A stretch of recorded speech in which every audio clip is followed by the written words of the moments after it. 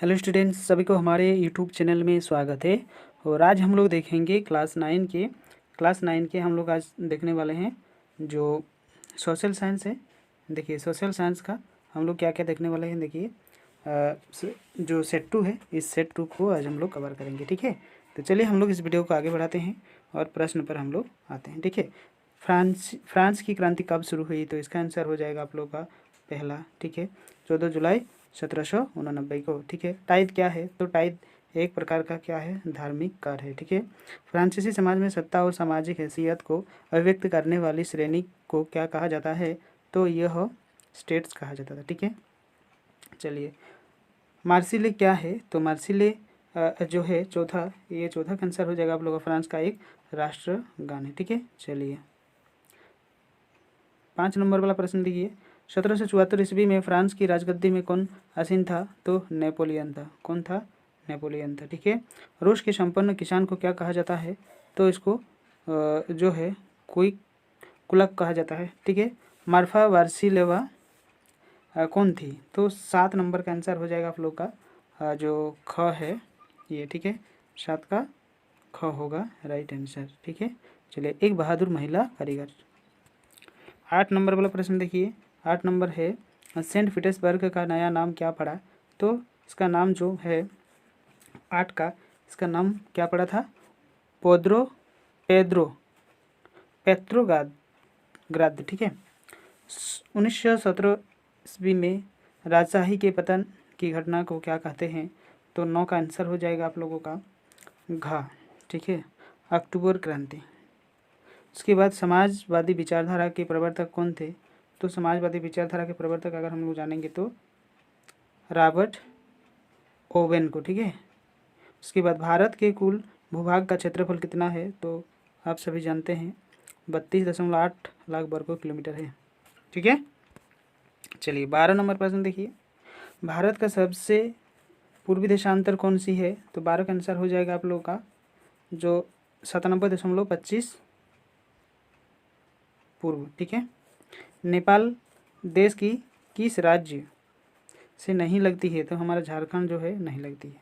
ठीक है, भारत भारत को भौगोलिक अभिवृत्तियों के दृष्टिकोण से कितने भागों में विभाजित किया जाता है? तो इसको 6 भागों में विभाजित किया है। ठीक है, हिमालय में स्थित भारत की सबसे ऊंची चोटी क्या है? तो इसको हम लोग क्या कहते हैं? कांचनजंगा कहते हैं।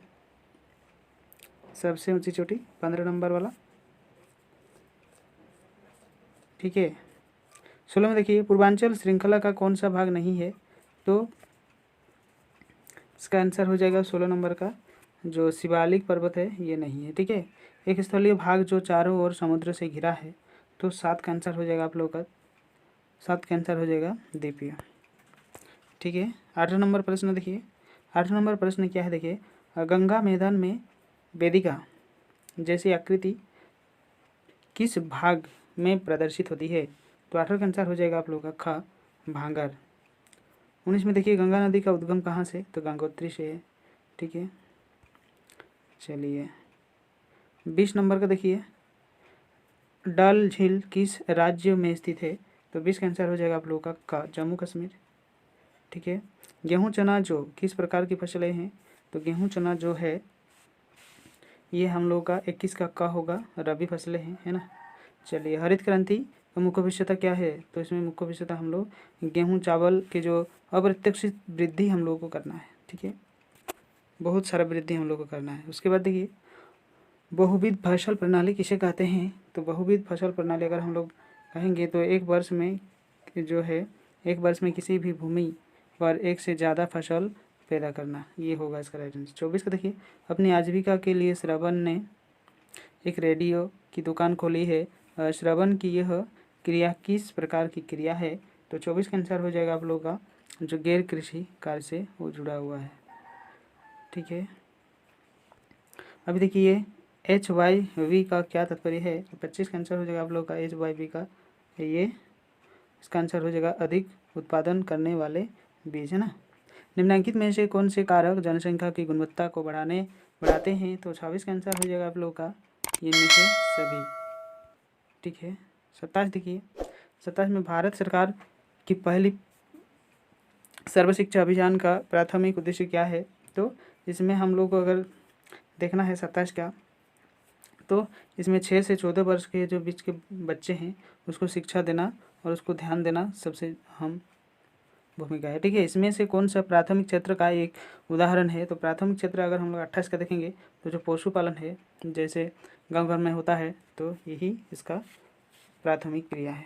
ठीक है, अभी देखिए 29 नंबर वाला देखिए, 29 का आंसर देखिए, किसी एक खेत में 5 लोग काम कर रहे हैं, यदि उसमें से 2 लोग को हटा दिया जाए तो उत्पादन पर कोई प्रभाव नहीं पड़ेगा, यदि किस प्रकार की बेरोजगारी इंगित करता है। तो 29 का आंसर हो जाएगा आप लोगों का जो प्रच्छन्न बेरोजगारी है उसको इंगित करेगा।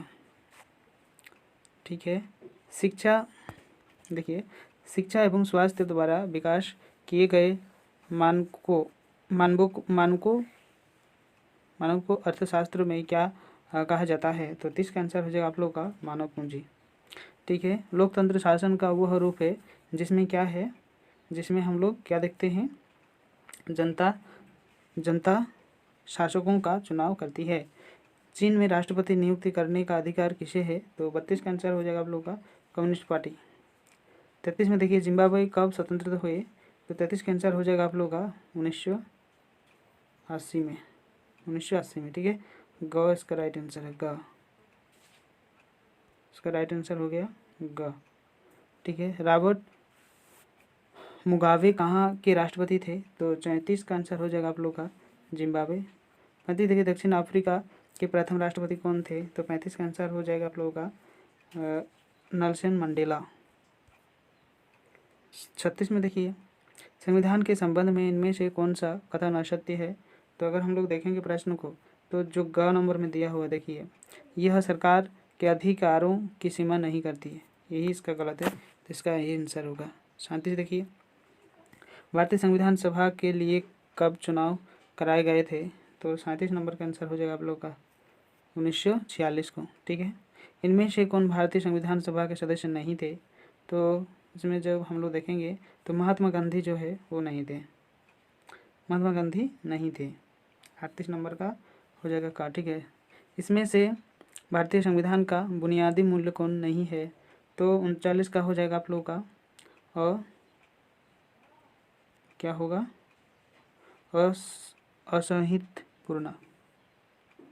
असहिष्णुता होगा। ठीक है, और लास्ट देखिए 40 का, इनमें से कौन सुमेलित नहीं है, तो सुमेलित हम लोग को देखना है 40 का, तो इंदिरा गांधी संविधान सभा के सदस्य ये नहीं है ना, बाकी सब है। तो चलिए आप लोग इसे पूरा 40 देखें, इसी तरीके से आप लोग देखते जाइए, और जो इसमें न्यू स्टूडेंट जुड़ा हुआ है वो सबसे पहले चैनल को सब्सक्राइब जरूर कर लें, ताकि आने वाले जितने सारे वीडियो अपलोड होगा उसका भी नोटिफिकेशन आप लोगों को मिलता रहेगा। ठीक है, तो वीडियो पूरा देखने के लिए आप सभी को बहुत बहुत धन्यवाद, थैंक यू।